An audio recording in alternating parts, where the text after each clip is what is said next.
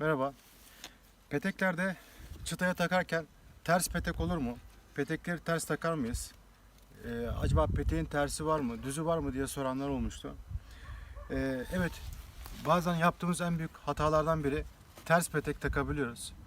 Bunu biz takmasak da maalesef bazen dikkat etmeyen temel petek üreticileri de peteklerini ters basabiliyorlar.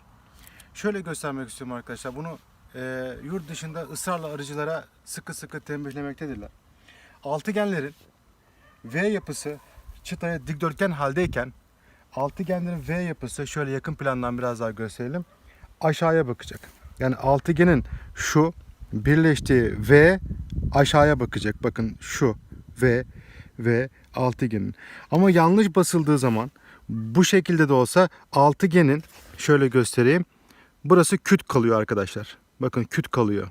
Şu şekilde. Bu yanlış bir basım. Bu sefer de bu şekilde taktığımızda arı bunu kabartabiliyor. Fakat iyi bir bal verimi alamıyoruz.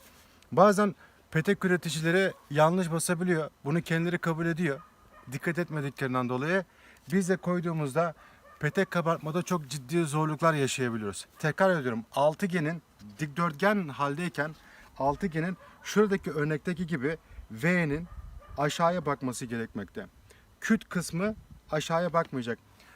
Arı kendisi biz dalak attı dediğimiz olayda da her zaman bu şekilde örmekte. Kendi başına bıraktığımızda tamamen altıgeninin V'sini aşağıya doğru yapmakta arkadaşlar. Lütfen buna dikkat edelim.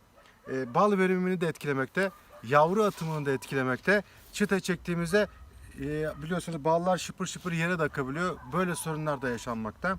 Bu sebepten dolayı petek çıtaya takarken önce peteğimizi alırken dikkat edeceğiz. Daha sonra takarken de tekrardan kontrol edip bu şekilde takacağız. Tekrar ediyorum. Arı ne zaman kendi başına petek yapmış olsa her zaman altıgenini V'sini aşağıya doğru bir şekilde örer. Dikkat ederseniz bunu siz de göreceksiniz. Teşekkür ederim.